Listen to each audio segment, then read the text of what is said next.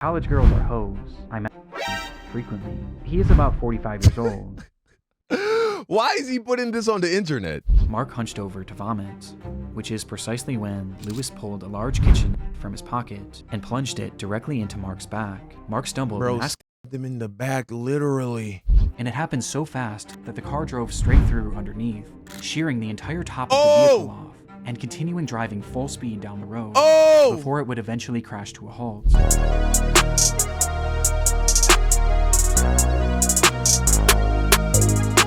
YouTube's darkest channels 7. Let's watch. Tell you what we're gonna do today more than anything else. We're gonna do this. Nice guy must die. Nice guy must die. Oh boy. Nice guy must die. Oh, we're in a cult. Nice guy must die. This is my house from the street. Here is my car. This is a 2-bedroom brick ranch, conveniently located. It's the final day of February 2008. A 47-year-old man living in Pittsburgh, Pennsylvania named George Sodini publishes his very first video to YouTube under the channel MOS B46PGH. I paid $79,000 for this. Dang. In 1996. That's considered $79,000 for a 2-bedroom? Sheesh. Where they do that at? How do I get that? a lot. Believe it or not. The upload, titled How George Pittsburgh Lives, was almost like an old-school house tour of sorts, as George proudly displays the outside of his home, before then doing the same inside. Open it up. Oh, someone left it unlocked. That's not good. Inside, okay. Pan to the other side. Seemingly making a point of mentioning every minute feature in the otherwise dim and empty home. Here's my big screen TV. It's my computer, couch and chair. They match. Dining Bro room said set, that was a big screen TV. He had like a 36-inch. shoebox full of old pictures. To anyone who may have stumbled upon this strange video or Sodini's channel in general back in 2008, it would likely come off as entirely uninteresting and far from anything disturbing. However, to those who find it today, this couldn't be more different, as the account carries with it a layer of disturbing context due to the events that transpired after this first video was published. Events that have since transformed the MOS B46 PGH page into one of YouTube's darkest channels. Please meet every woman's Do dream. something so she remembers your name. Keep your mate with you. Make sure he's someone you can trust. Be careful, is all I can say. I'm gonna post this and see what comes back. All right, here we go. Number 7. Little hallway, 2 bedrooms. 2 bedrooms. To the right is my bedroom. Without any context, it's hard to know what the purpose of George Sodini's first video was, if it even had one at all. The entire thing just felt so random. But within the footage itself was one clue that hints at the fact that George actually had a very specific reason for uploading this, with that clue coming in the form of a book on his coffee table. Okay, come over here. There's some reading material that we're all familiar with.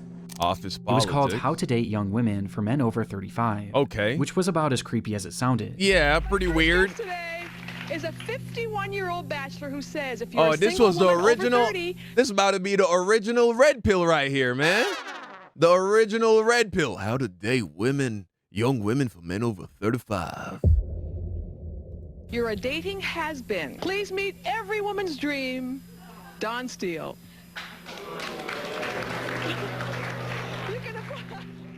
Its author, Don Steele, had made a living as a dating counselor and life coach, creating various books and programs that were geared towards socially awkward men, exploiting them with the promise that someday they'll be able to get the younger girl of their dreams, even after they reached middle adulthood, and all that they had to do was pay for his course, This was the original pickup artist. pay for the book, and dedicate themselves to becoming more desirable.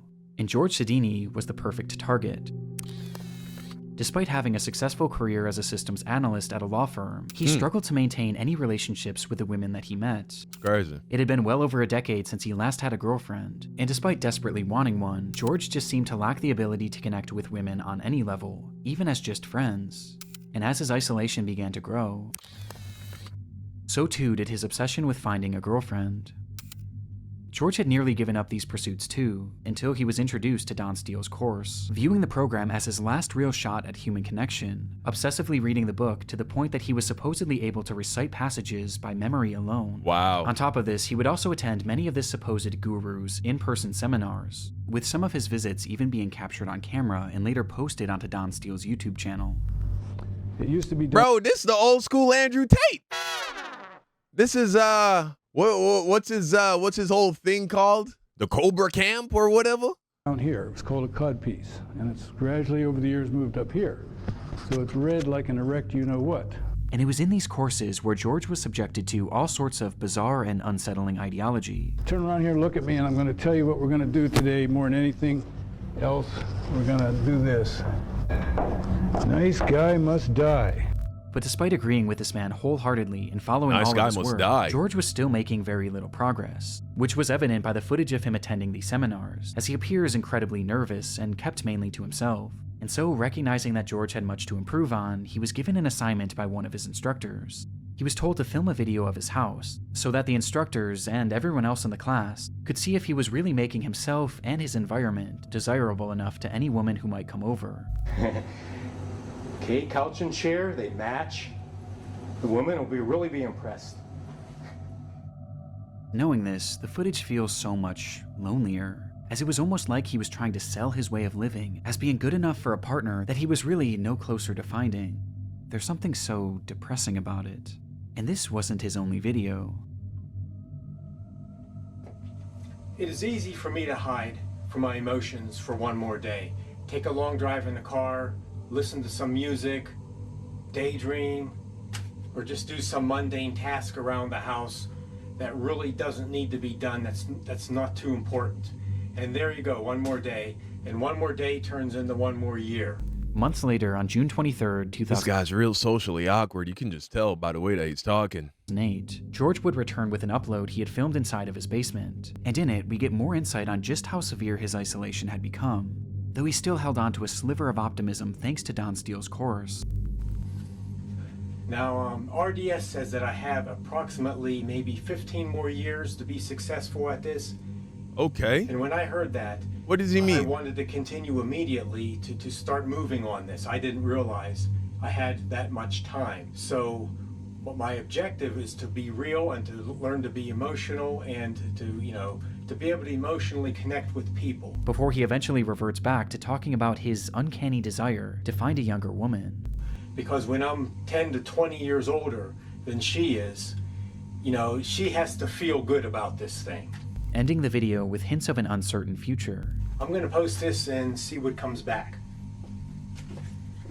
He would never upload again. Really? And soon after, it appears George gave up trying, essentially accepting his life of loneliness. But while this would be the last video made to his channel, he Man, wouldn't leave the internet that's entirely. sad, man. I really do feel for dudes who are just so socially awkward and they struggle to make friends, they struggle to pick up chicks, and I think the worst is when they're actually not a bad looking person. You know what I'm saying? Like, dang, bro, but that's just a roll of the dice. That's the genetic lottery. Some of us get it, some of us don't. Sad. Soon after this final video was posted, a website was launched called GeorgeSodini.com, which served as a place for George to blog about his emotions. And while something like this could have been beneficial for him, this website would instead only serve to capture his descent into madness. Wow. An immediate red flag was raised by the very first text you see on the website, as George wrote, "Why do this? To young girls? Just read below. I kept a running log that includes my thoughts and actions after I saw this project was going to drag on," with the line serving as some sort of bizarre disclaimer, though with no other context. George's entries began. December 22nd, 2008. Time is moving along. Plan to have this done already. I will just keep a running log here as time passes. Many of the young girls here look so beautiful as to not be human. Very edible. After joining this gym, started lifting weights and like it. Very edible? This early post encapsulates what this blog would be focused on: young women he would see throughout the day, his time at the gym, and his plan. Oh boy. This plan was never expressly stated on the website, but it was something he obsessed over, mentioning it in every single one of his posts and dubbing it the exit plan, even going as far as to provide a date and time for it: January 6th, 2009 at 8:15 p.m. Before this day would come, however, he would provide further insight into just how lonely he was. Moving into Christmas again, last Christmas with Pam was in 1983. Who knows why? I'm not ugly or too weird. No sex since January 1990 either. I was 29. No shit. Over 18 years ago. I actually look good. I dress good. I'm clean shaven, bathe, touch of cologne. Yet 30 million women reject me. Over an 18 or 25 year period. That's how I see it. 30 million is my rough guesstimate of how many desirable single women there are. With several other posts of the same nature, the day eventually came. Well, you know you haven't interacted with 30 million single women, so why would you even conceptualize it like that? Unless you're mentally ill. For his big exit plan, January 6th, with George writing one message that afternoon. I can do this. This log is not detailed. It is only for confidence to do this. The future holds even less than what I have today. It is 6:40 p.m., about an hour and a half to go. God have mercy. I wish life could have been better for all, and the crazy world can somehow run smoother. I wish I had answers. Bye. Despite this appearing to be his final post, George Sodini wasn't quite finished, as he would come back only hours later, writing simply, "It's 8:45 p.m. I chickened out. Shit. I brought the loaded guns, everything." Whatever George Sodini had been planning that day, it was clear that his exit plan was something incredibly disturbing. And based on his use of guns, plural, it was likely not just an exit plan for himself. But thankfully, he didn't go through with it. In fact, he seemed to have dropped the plan entirely, as months would go by without any update to his blog. Though this wouldn't last, as in April of 2009, he began posting yet again, with these entries being even more disturbing. July 23rd, 2009. Wow, I just looked out my front window. Yeah, man, there truly are some crazy people in this world. And saw a beautiful college-age girl leave Bob's house across the street. I guess he got a good lay today. College girls are hoes. I'm frequently. He is about 45 years old. Why is he putting this on the internet? I mean, you think he broadcasted this or he was just using it as like a diary? She was long-haired. Why would he name it after himself? Body with a beautiful bod. I frequently. The strangest part of this entire website was, according to those he worked with and the neighbors, they all thought George was normal. A little off, sure, but it appeared that these disturbing thoughts and plans were kept solely in his blog and solely in his mind. But on July... Yeah, you know, I think the excessive jerking it is a function of mental illness. I don't think the excessive jerking causes mental illness. I think people who are neurologically stable, you know, if they engage in that activity, they do it at a very moderate level. You know what I'm saying? But this guy's like, college-age girl across the street. She had long hair, smelled like roses. She was delicious. I masturbate frequently. What? 28th, 2009. This would all change. George had boarded a Port Authority bus that day and took a seat, carrying with him some sort of duffel bag. And as the ride commenced, he unzipped the bag and began to fiddle with something inside of it. An anonymous man sitting next to him noticed this, and curiously leaned over to see what he was doing. In George Sodini's hand was what appeared to be a grenade. The stunned passenger ran off at the next stop and immediately alerted the police, but bizarrely, nothing actually came of this. No explosions happened that day, and where did bro get a grenade? Tracking down Sodini 2 days later. He was searched, but there was no sign of this supposed grenade, and the man who had reported this incident was unable to positively identify him. And so, George was released, allowing him to continue on with his day, and to continue on with his posting. August 3rd, 2009. I took off today, Monday, and tomorrow to practice my routine and make sure it was well polished. I need to work out every detail. There is only one shot. Also, I need to be completely immersed into something before I can be successful. I haven't had a drink since Friday at about 2:30. Total effort needed. Tomorrow is the big day. Last time I tried this in January, I chickened out. Let's see how this new approach works. Maybe soon, I will see God and Jesus. This was the I'm telling you. It always goes back to that, doesn't it? final update made to GeorgeSodini.com, and unlike his previous attempt at carrying out this exit plan, this time, he didn't back out. On August 4th, 2009, George Sodini would enter an LA Fitness in Bridgeville, Pennsylvania. Bro, think about it. These were the original OnlyFans models, bro. The aerobics chicks, these were the original OF girls when you really think about it. And walked directly into a woman's aerobics class with a duffel bag in his hand. He then dropped his bag on the floor with a loud bang before he closed the door and shut off all the lights. Oh, man. In a moment of darkness and confusion... Why would he turn off the lights, though? One witness recalled that she felt the presence of someone who didn't belong there. Before total panic would ensue, everyone was just screaming so loud. At first, I didn't even think shots were being fired. It was so surreal. Wow. At that moment, George Sodini had brandished 2 guns from his bag and opened fire on the group of 30, all of whom were 30? women, which was entirely the point. In that dark, cramped LA room, Fit? This George happened at a LA Fit? Oh, dang. would discharge his weapon 52 times, striking 12 different women and Wow. then himself.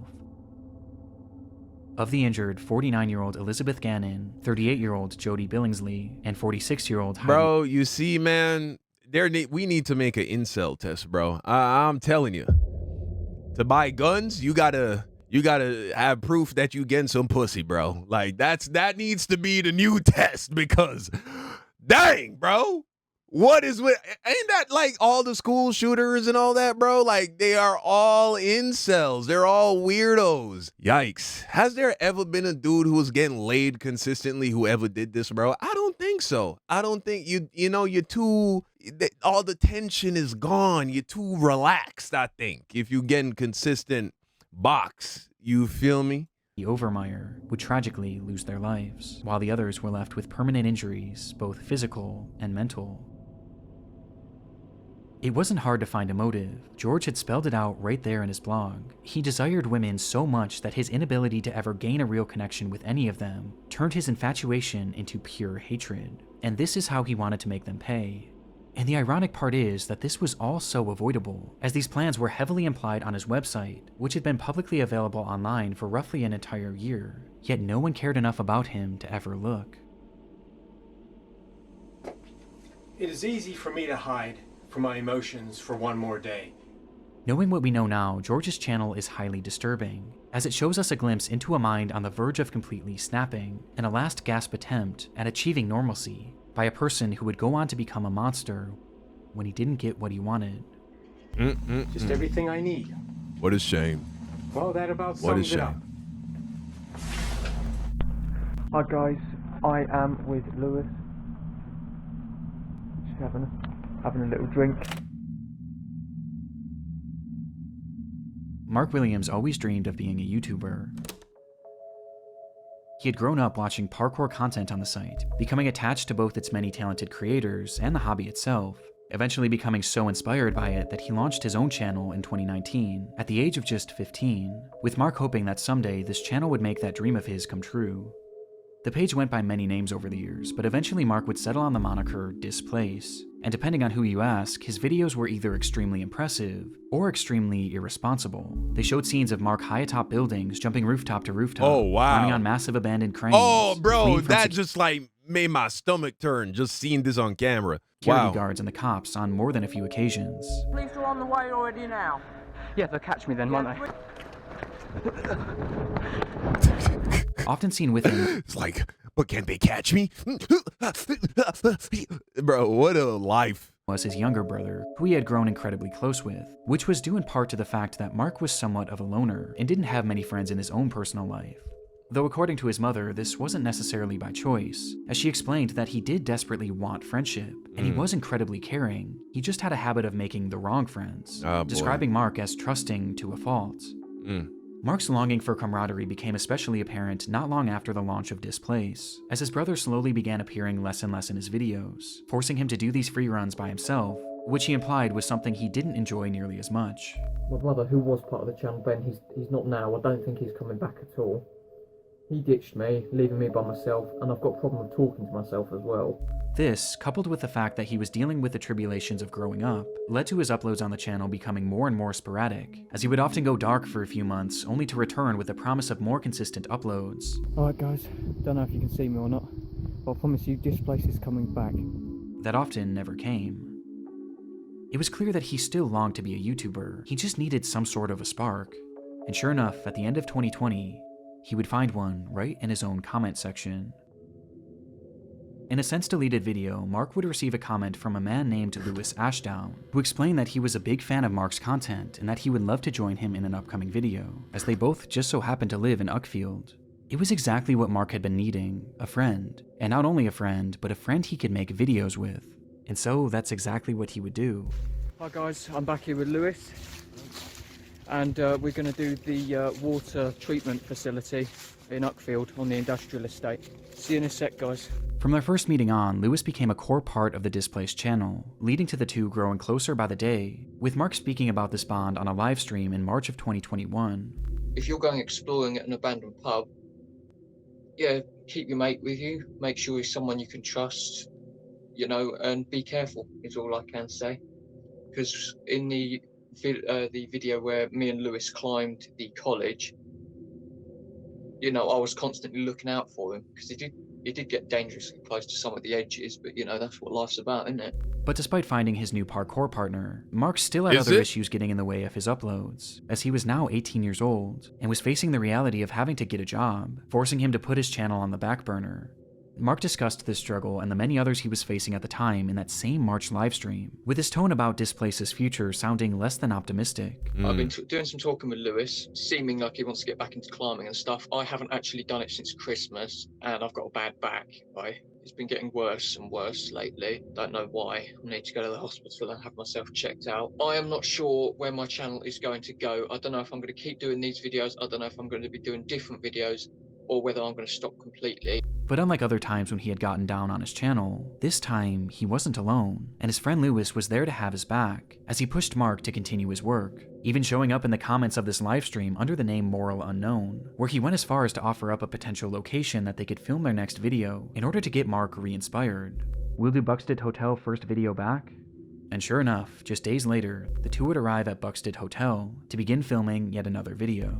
Hi guys, I am with Lewis. Just having a little drink. This would be their last on the Displaced channel, as not even 2 months after it was uploaded, both Mark Williams and Lewis Ashdown would vanish without a trace. What happened? It was the waning hours of Saturday, May 29th, 2021. Mark met Lewis at the Maresfield Recreation Ground to have a few drinks and discuss their next potential video. Though once there, it was the drinks that took priority, and very quickly Mark had become intoxicated, leading to him calling his house to tell his aunt, who he had been living with, that he would be heading back now. On the call, his aunt could tell that he was drunk, but Lewis chimed in to assure her not to worry, telling her, "I'll get him home safe," which made his aunt feel slightly better. After all, it was only a short few-minute walk back to the house anyway. Getting drunk in the park? Crazy. Instead, 12 hours would pass, and Mark still hadn't made it back, while Lewis himself also failed to arrive home. At some point during their short walk back, both boys had disappeared.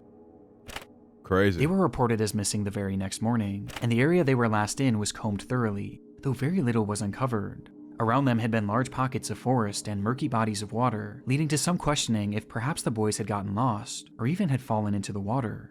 Though regardless of the theories, as a full 24 hours passed, many began to fear the worst, until something strange happened. Reports began pouring in from witnesses claiming to have seen Lewis. Some thought they saw him leaving a local pub the morning after he supposedly had gone missing, while others had seen him at a local movie theater, seemingly completely unaware that the whole town was looking for him. These sightings introduced the possibility that the boys were perhaps runaways, causing several pleas to be made throughout the press, begging them to come back home. Wow. But it would be the police who would find Lewis first, tracking him down at his friend named Liam Hansen's house. There, the cops fired off a barrage of questions, as they not only tried to get answers as to where the boys had been, but more importantly now, they needed to know where Mark was. Throughout all the sightings, it was only ever Lewis that had been spotted, and even now, after searching this friend's home, Mark wasn't there either. So where had Mark Williams gone? Where did Mark go? Well, Lewis himself offered very little, outright refusing to speak on the boys' whereabouts. But his friend Liam wasn't so quiet, as when he was questioned separately, he claimed to know exactly what had happened on the night of May 29th, 2021, the day in which both boys had disappeared. And he knew because Lewis had told him. According to the boy, the night that Lewis and Mark had met at the park, Lewis poured a cocktail for his friend, and then another, and then another, each one stronger than the last, causing Mark to become drunk almost immediately. Realizing he was drinking too much, Mark told Lewis that he had enough, but Lewis persisted, outright demanding that he keep drinking, leading to Mark begging Lewis to let him stop. At one point, Mark's pleas finally caused Lewis to back off, as the boy instead agreed to make him a non-alcoholic drink, only for him to fill the cup with even more liquor when Mark wasn't looking.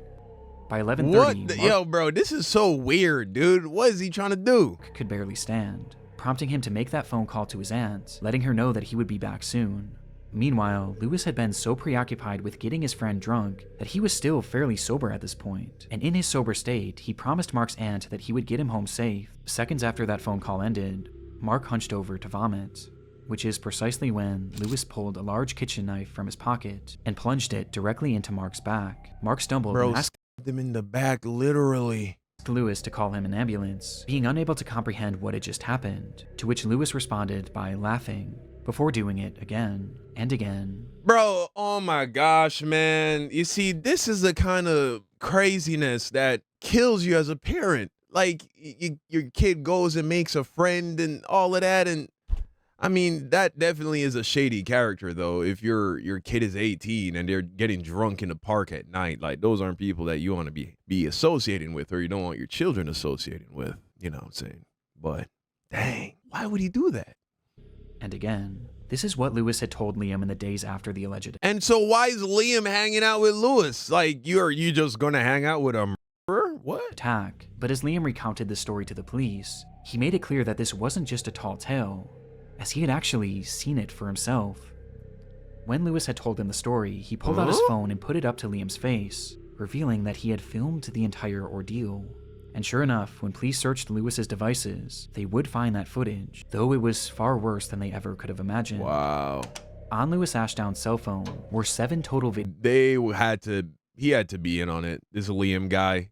It wasn't a coincidence. Why didn't he try to stop him? Why didn't he run away? Why wasn't he yelling in the videos? I would imagine he just stood there and recorded it. Yeah, they planned this.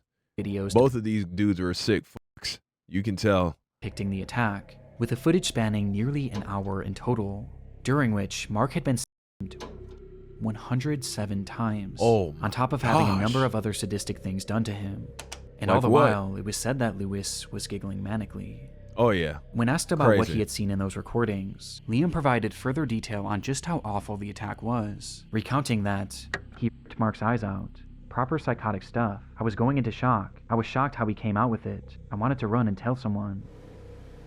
This was clearly not a normal crime. It displayed a level of evil and hatred that goes past human comprehension, and due to its brutality, police assumed that surely something must have happened between these two to breed so much hatred inside of Lewis. But according to Lewis, this wasn't actually the case. Instead, he stated that he had simply found Mark to be annoying, and that he had been wanting to kill him for some time because of this, and had just been waiting for the right moment. Nah, bro. I can't, bro. Oh my goodness gracious. You gotta be real careful with who you let into your circle, man. Plus, he always wanted to know what it was like to kill someone, and that was it. That was his entire motive. Lewis Ashdown would be arrested the day he was found and later sentenced to life in prison, with parole eligibility in 25 years, while Mark's body was found dumped in a nearby body of water. That's it? That's all you get for murdering someone 25 years? So viciously? Dang, I would think a murder like that, you should get life without parole. I won't be surprised if they throw the death sentence at you for something like that. And eventually given a proper burial. Wow, Hi man. guys, I'm back here with Lewis, and we're going to do the water treatment facility. Crazy. With this context, Mark's channel is utterly devastating. All he wanted was a friend to film videos with. But sure enough, as his mother had warned, he was trusting to a fault. If you're going exploring at an abandoned pub, yeah, keep your mate with you. Make sure he's someone you can trust, you know, and be careful. Which brings us to a disturbing revelation. Just months before he would kill Mark, Lewis was the one that encouraged him to get back out there and film with him, and based on his testimony that he had been wanting to kill Mark for a long time, it makes it very clear that he was doing this not to be a good friend, but to get Mark alone in an isolated spot, so that he could carry out his plan. And adding more weight to this theory, when they visited the Buxted Hotel, which Lewis himself had suggested during the livestream, Mark was uncharacteristically drunk. Hi guys, I am with Lewis. Just having a little drink. Okay, so we'll smash this after we smash these. Which was never really part of his channel before that upload. And Lewis was uncharacteristically nervous. This after we smash these. Which was never really part of his channel before that upload. And Lewis was uncharacteristically nervous. We're going to do a couple more bangers. Can't tell you what they are in case anyone's watching that shouldn't be watching. Who's watching? Well, no, I mean watching the videos, because I thought... Yeah, I know that the police do watch my channel sometimes. Paranoid even of being caught by the cops, despite being totally unfazed in previous videos, where in some he was literally being chased by security guards. And coincidentally, by the end of this video, we get an indication as to why Lewis was so nervous.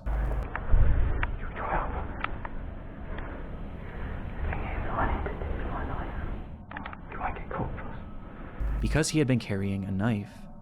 All this leads me to believe that that night, Lewis pushed Mark to film a video in an abandoned location, then got him drunk, and was going to carry through with the murder, before eventually backing out for unknown reasons. Wow. And all the while, Mark was completely unaware, never once suspecting that the man he had been filming with had secretly been plotting to kill him, and one day would actually go through that's with so it. creepy, man. To think that you have this person who is your friend, and they're just like in the back of their mind, I can't wait till I have an opportunity to end your life. What?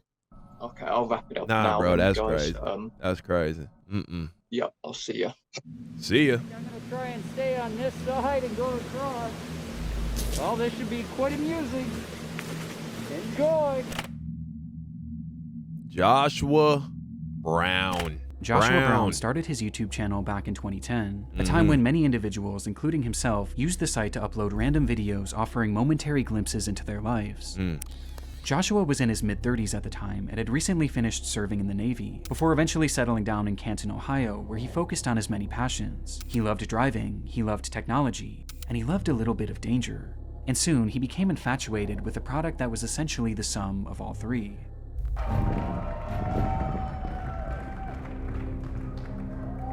Tesla?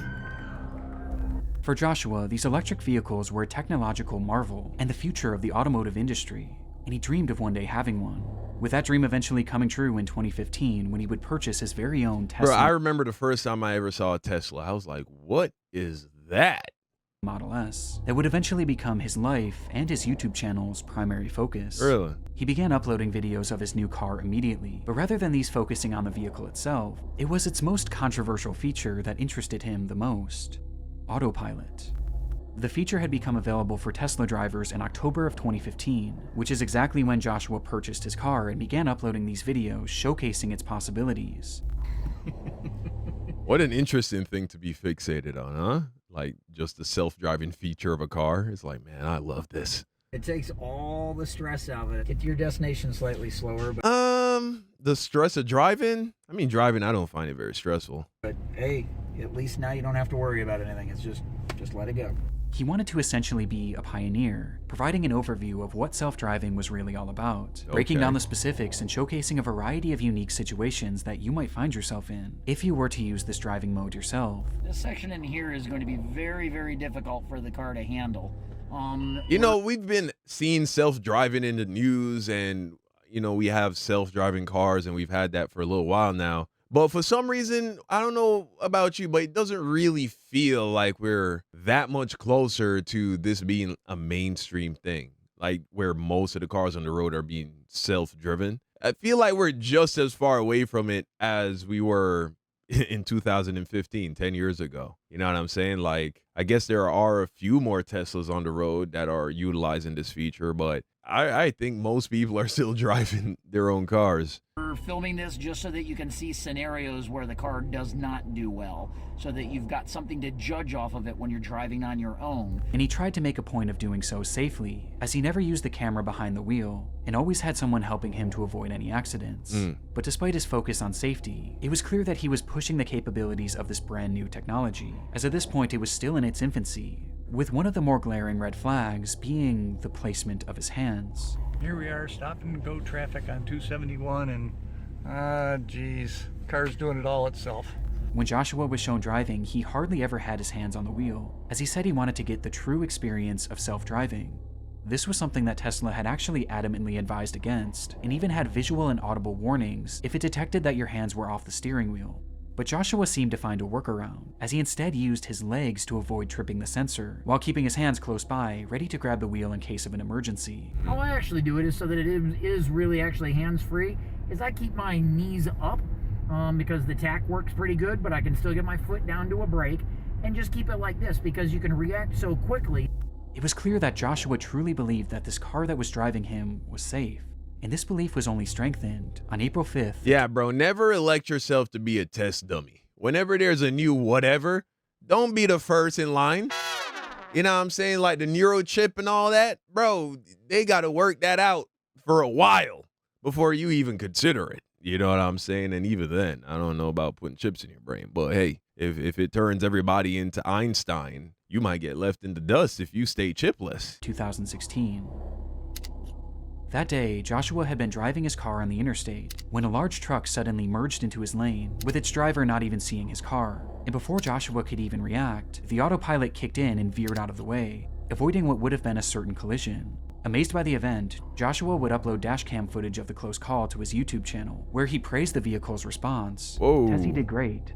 Excellent job, Elon. This video would immediately go viral, exploding to over 4 million views between the two versions that Joshua had posted. Wow. But while the response to this video was overwhelming, especially for a channel that was accustomed to getting just a few hundred views, there was one response in particular that impacted Joshua the most. As Tesla's owner, Elon Musk, would repost the video on Twitter. Stunned by the tweet, Joshua would later state, "For something to catch Elon Musk's eye, I can die and go to heaven now." Bro, isn't that crazy that that's how people used to look at Elon Musk, like he's a god, and now he's just an autistic weirdo that is like a neo-Nazi? He had no way of knowing then, but this would not be the last time that Elon Musk would tweet about him, though his next feature would be under much different circumstances. It happened just 1 month after Joshua Brown's video had gone viral. He was driving on Highway 27 on a clear sunny day at approximately 4 p.m. with open road ahead. Yeah, this is how it was gonna end. Joshua turned on his trusted autopilot, and it stayed in autopilot mode for over half an hour, as at this point, his trust in the car was higher than ever, causing Joshua to seemingly lose focus on the road, as he was quickly coming up on an intersection where a massive 18-wheeler had been turning left, blocking Joshua's entire lane. Joshua was seemingly so unfocused that he didn't even notice it. Even stranger, the car itself didn't detect this either, despite the entire trailer being horizontal in their lane. Wow. This was due to its pure white body, as the sun was shining so brightly against it that, for whatever reason, it became invisible to the self-driving AI. Dang. And with neither Joshua nor the car registering the danger that they were in, the vehicle would strike the trailer, going 74 miles per hour. Ooh, that's a missile, bro. Like if you were standing on a sidewalk and saw a car going 75 miles an hour, going straight into a truck, that's like a missile. Oh my gosh, instant death. There were no attempts by Joshua to even move the steering wheel, and the brakes hadn't so much as been tapped. Dang. The collision happened at full Bro speed. must have been like looking at his phone or maybe even asleep. And it happened so fast that the car drove straight through underneath, shearing the entire top of the vehicle off, and continuing driving full speed down the road before it would eventually crash to a halt. When the driver of the truck rushed over to see the damage, Joshua Brown was already dead. Oh yeah. And the truck driver could hear nothing but the sound of Harry Potter. You can own it on DVD and video. Wow, bro was watching Harry Potter? Dang, imagine Harry Potter being the last thing you see before you die, bro. What a way to go! The adventure is bigger. The magic is stronger. Harry Potter. Discovered in Joshua Brown's car was a DVD player, which many believe Joshua had used to watch Harry Potter while on that drive, thus explaining why he never reacted to the impending collision. Dang, bro. Now this is something that has been disputed by his family, and ultimately it doesn't seem to have been fully proven or disproven. But in the end, the fault of the accident was placed mainly on the driver of the truck, who had made that left turn, and Joshua Brown, who had failed to pay attention to the road, as it was revealed that during his 37-minute drive, he only had his hands on the wheel for just 25 total seconds. Dang. Joshua Brown always wanted to be part of the innovation of Tesla's autopilot, and in doing so, he wrote himself into the history books as being the first person to ever perish in a self-driving accident. Whoa. And while this is no doubt a tragedy, his death has led to numerous safety improvements and a better understanding of the self-driving Oh, that doesn't make it any better. Technology that he had given his life to study. Wow. Yeah, man. Well, now he's for sure cemented into history books when it comes to Tesla's self-driving capabilities. He got a retweet from Elon. He was probably the first ever self-driving video to go viral, right? His video about it with that near miss. And then he was the first person to die in a self-driving incident. Man, it's crazy. That's crazy. What a way to go. All the worse if it's Harry Potter. I don't blame his family for trying to cover it up if that's really what it was, because dang, bro, what a geeky, lame, cornball way to die, bro, watching Harry. Harry, you're a wizard, Harry. Anyway, let me know what you think in the comment section down below. Thank you for watching, and until next time, peace out.